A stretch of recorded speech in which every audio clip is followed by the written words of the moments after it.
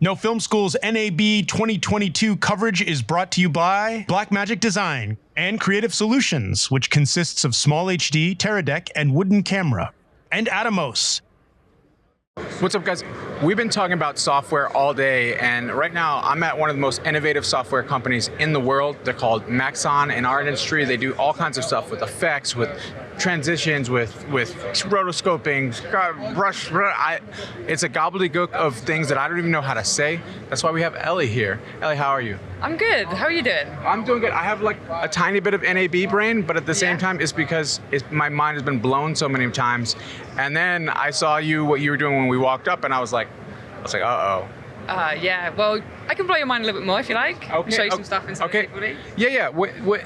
Take us into C4D. This is 3D. Yeah, so Maxon, we have like a bunch of different products. We've got C4D, Forger, Red Giant, Redshift, Universe, and ZBrush. So ZBrush, newest member of our family. So much to do with sculpting. And so what I do, I specialize in cinema and Redshift. And so that's, creating stuff in 3D, and then creating photorealistic renders, or just like cool looking renders inside of Redshift, or inside of like integrated in C4D, which is a lot of fun. Can't wait. Yeah? Yeah. Sweet, cool. So should I get into on some stuff? Yeah, let's take a look. Cool, and we can talk about it. Cool, yeah. So what's really cool, on Wednesday we released our new version. So we released S26, which comes with so much cool stuff. And we also released a new version of Redshift as well. So we had some really nice stuff. So this is 26, this is the new one. And let's do some simulation stuff. So I've been doing bunch of presentations over NAB. So like you, I've got my NAB brain on as well. Like, I can't believe we're on day 3 though. That circle right there is kind of how my brain feels. Yes, this is a visual representation of me right now. Yeah, so we can create like really cool like dynamic sims inside of C4D really easily. So let me just do I've been doing like some noodle stuff. So let me get some bits and bobs in here going. So it's not going to look like much just yet, because we're just sort of building everything from scratch. And that's what's nice about 3D, is whatever you can like think about or imagine, you can create as soon as you know how. And that's my job as a trainer, is to basically just show people how they can take their ideas and their cool stuff and actually make it. And so philosophically, as you approach a 3D project, that's what it is. You kind of envision a shape in your mind and envision a structure, and then just start constructing it? Yeah, a lot of it is sometimes, even if you don't have an idea or have like a vague idea, you come into the software and you start building, and then it just takes a whole life of its own. And yeah, that's like the fun of 3D. And as soon as you know how to create these things, we can start to like just make some like cool stuff. And that's what I like to do. I like to make cool, fun stuff that inspires people and makes people want to learn Cinema 4D. Because sometimes, like, if you create something that's like way too daunting, and they're like, no, I could never like do that. Like, it's like that will take too many like hours of learning. But it's like, no, you can do this stuff like really quickly and with very little skill, because that's what I've got. Very little skill. The one thing I built in 3D was a focus ring, like a follow focus ring for a lens, and I can't remember which software I used, but I had to make a sprocket, and then I had to extrude it up to like a 1/4 inch so that it could be 3D printed, and it took me way longer than I thought it would, but then it was so fun, and everyone would be like, "Where'd you get these focus rings? They're so expensive," and it's like, I made it, bro. Yeah, that's what's so cool when people are like, "What, you made this yourself?" Like, it's really like nice to mess with.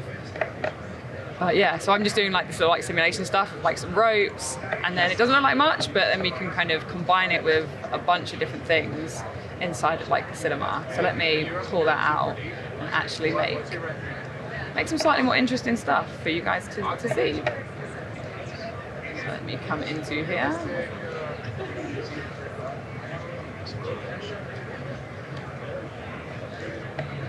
Yeah, while I was talking about struggling for hours making a sprocket, Elly made like a bit of spaghetti that fell and curved. Cool, so I'm just going to turn this into some geometry now. And then, what do I want to do? I want to do that, and I want to do that. And now we have a bunch of spaghetti. Because why wouldn't you want a bunch of spaghetti? Always. Always, like, duh. So now we have loads of them kind of like flying around all over the place, which is pretty funny. And then, I like how it bounces. Yeah, we can make that crazier if we want to. Let's add some bounce, and maybe it's gonna like fly all over the place. I was doing this earlier. I was showing someone simulation, and like cinema's funny. So sometimes you can add like a value of 1, and it doesn't do a lot, and sometimes you can add a value of 1, it does loads. And so I was like adding loads of values, and things were just basically like exploding everywhere, and I was like, whoops. So pretty much like that. Sometimes it just goes a little bit crazy. But you know, that's not really what we want. That doesn't look that cool. But it's still like, it's so fun to play with. Like this is like super fast to create. So I've just made this now. But I did it in my presentation yesterday, a similar type of thing in like 50 minutes, because that's roughly what we get for these presentations. And yeah, that's what I like to do. I like to show people that look, you don't need to spend hours on this stuff to create something like fun or cool. You can do it in a matter of hours, and yeah, it's a lot of fun. Let's add a little bit of this and that, a little bit of variation to this, and now it should look more fun as it kind of like comes down and like wobbles a little bit. That last guy was just like this. He like gave up at the end of the fall. This is me at the end of a day of like presenting and demoing. I'm just like in the bed and I'm like, ugh. It's like noodle arms. Can you talk to me a little bit about like the interoperability? Because you make like the spaghetti and Cinema 4D. Where does it go? Where does it go? As in like inside the software? Like how does it work? Or like what? Like do you take this model and put it into like edit system? Do you skin it? How far do you go within the software, and how far do you go outside of it? So what I tend to do, I do most of my stuff inside of Cinema. That's like my workflow. I would then take this into, not even into Redshift, because Redshift is integrated. So we can do that now actually. We can just sort of dive into Redshift, which is then our renderer. But I did a presentation earlier with a guy called Chad, who's amazing with the Red Giant tools. And so those are in After Effects. Well, more commonly, they're in After Effects. And so I created a impact simulation where like text came down and things like exploded out, and then rendered it as an EXR sequence, which is great because you have all the data and you can control like adjustments of lights and emission and a load of that stuff. He takes it into After Effects, and he then kind of adds like a shockwave and loads of like neon glows, and it basically made it like from a 2 out of 10 to like a 10 out of 10. And so that's like a common workflow, and that's what we try and like train and teach. And I'm not very good when it comes to like the Red Giant tools, and so I love doing presentations with him and with the guys that do stuff like that to learn. But like you made a piece of spaghetti, then you made a few pieces of spaghetti. You would make a bowl, like you would just like keep creating. You could build a whole world of pasta in here. Yeah, literally you could do a whole world. So we can come into like the asset browser and we could grab like a bowl. And unfortunately we're connected to like Wi-Fi that's not too great at the moment. But if I just grab like, maybe let's grab that, it's gonna hopefully, see, like, it didn't take too long. That's great. Grab ourselves a little bowl asset here.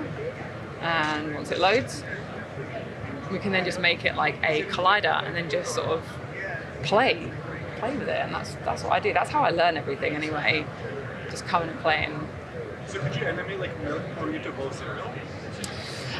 You could. The trouble with like Cinema is that we haven't really got like fluid simulation stuff. You could fake it with particles. I think something with this out. You could fake it with particles and you can mesh it into a volume builder.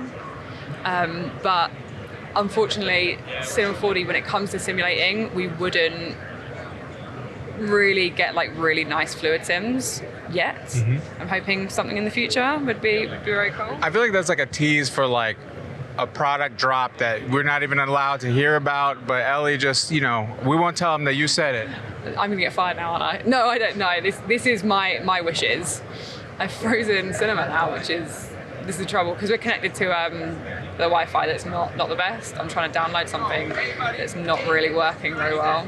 The Wi-Fi here has NAB brain like at all times. Yeah, I've got my little like swirly wheel now, which is not good. I'm kind of hoping it kicks in soon, but maybe not. Okay, our asset's downloading. I only got 19% downloaded. Okay, that's not ideal for this. I mean, we could cancel the bowl piece, and if there's something that we can already do without downloading. Yeah, that might be good. Yeah, but what I might want to do you know what? Are you doing? We can We have edit. time to like cut and edit. 'Cause Yeah, I actually have like a physical project file that I can bring onto here. Yeah. If I Whoa. So Elly, we've opened. Is this a new project file? What are we doing? Yeah, so this is a different file, same kind of idea, using like simulations, but if I just sort of play it through, we can see how it looks, and then maybe look at some stuff in Redshift, so it looks like kind of cool.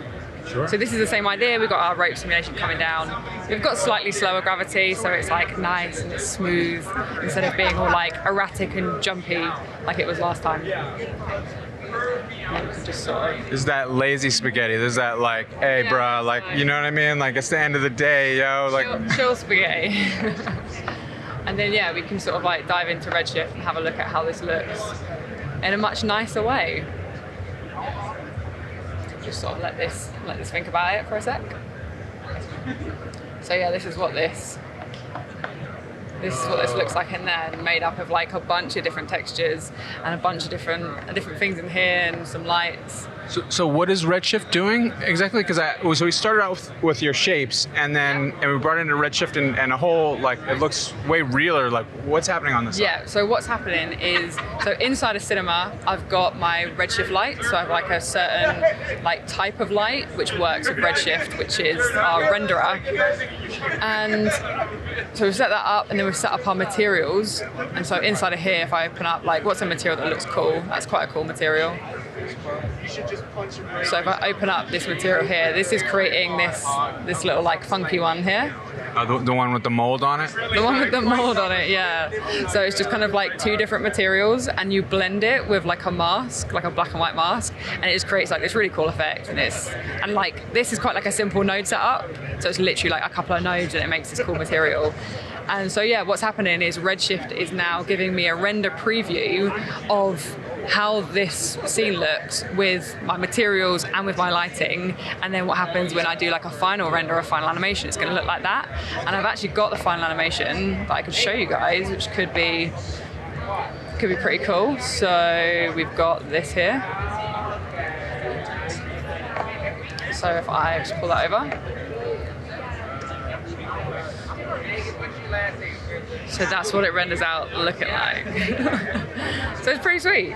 It's pretty cool, and it literally takes like minutes to set up. Like the Redshift side of things is probably where like I take the time. So I like my nice lighting and my nice like textures and materials, but like the sim is like minutes really. And like this guy has the little like earthworm ridges, and this guy's shiny, and this guy's got the matte finish. Yeah, so they're all different like materials. So if we have a look, so the first one we saw was like that one there, and then we could look at like these ones, and they're pretty simple setups. So this is the one that's got like that fabric ridges, and it just uses like a normal map and like a displacement map, and then just the color, and yeah, it's pretty funky stuff. Really dope, really accurate depiction of how some of our brains feel. I'm not saying you, but Mine too. Absolutely, yeah. How some of us are feeling right now, but also really powerful workflow. Really powerful workflow. Yeah, like this is like scratching the surface of like just one small thing you could do. But people use it in games designs. You've got like product viz. You have like even like the compatibility of everything else. So bringing like stuff into Unreal for like games engines, and now like bringing sculpts from ZBrush. You can take those sculpts. This is what I've been doing with like some of the guys, is they make these beautiful models that I only like could dream of creating with like intricate detail, like millions of polygons. And they're like, here you go, import this into Cinema, bring it into Cinema, works great. Then I get to texture it in Redshift and just create this really amazing like photorealistic look. And it's so nice having like the whole companies together all under Maxon now, and we're just sort of building that pipeline from one to the other. I mean, I think kind of as independent filmmakers, like a thing that we're kind of all learning is that the integration between these workflows, telling stories, like becomes like accessible, whereas before it was like you had to go out to some house with some 3-letter name that, you know, and guys who trained like 20 years to work there. Yeah. Like Elly just did this right in front of us, and we can do this for ourselves. Absolutely, yeah. And the fact that like everything's under like one like Maxon one thing now. So you can learn and use these things. Like you were saying, you don't need to be like some big old production team because you've got like one license and you've got access to everything. And so now everyone can start to learn. Like I'm excited to start to learn ZBrush like massively, and that's going to be like, it's so exciting to see what's going to happen. Well, Elly, thank you so much for giving us a kind of overview. Oh, my pleasure. It was wonderful, and I don't want to eat your spaghetti, but I want everybody who's watching this to learn how to do this. See you guys. Thank you. Thank you. Right. Yeah. Okay. Is it going well? Yeah. And Elly, if you, I'm not sure if you are talking through this or not, but if you do, I'm just gonna mic you. If you don't, all good. You know what? Maybe you can show us how to replace the texture on one of the rows. Yep, sweet. That is a great idea. So I'm like your boom operator. I'm not gonna talk. All right, cool. So let me just sort of, I'm gonna turn these down a little bit just so we can get a little bit closer. And let's just create a new material then. Create a new material. Let's throw it on. What should we do? Let's do the pink one because that's like really obvious. And so now it's turned grey. So now we can come in and we can start to make like any kind of material. So go on, like what's a cool color? Let's do like this teal color. And so it should update in here. So I like this teal. I can make it clear. So I can just use like a preset that's glass if I wanted to, but for the sake of this, I will do it from scratch. So if I just sort of increase my refraction in a little bit, it should turn into a tube of glass. Ooh. So I'm How are you hoping selecting each individual piece? each individual piece of rope. Yeah. So it's actually all individual Like you stack ropes. Yeah. So in the other Layers, essentially. Like layers, essentially. yeah. Yeah. Yeah, so there is a way where you can do it all in the same one, and so that's what I did. I did yesterday. I showed how you could do it all in like the same simulation. So let's get a bit closer so we can see this clear rope. So this is like that glass one that we just did. So I can increase my subdivision so it looks a little bit nicer. So we had that. Ah, that's cool. We got that little glass one, and we could. So let me just get rid of that. So we can tint it as well. So we could sort of tint it like, I don't know, let's tint it red. And then maybe make it like 0.8. And so it hopefully should look a little bit like that in a sec. That is so cool. It looks like see through there. Yeah. So now I've made sort of like a bit of like a mix. So now it's mixing between our refractive color and our diffuse color because we've not got like 100% refraction, which is like 100% glass. So we can just start to create some like pretty cool materials. Awesome.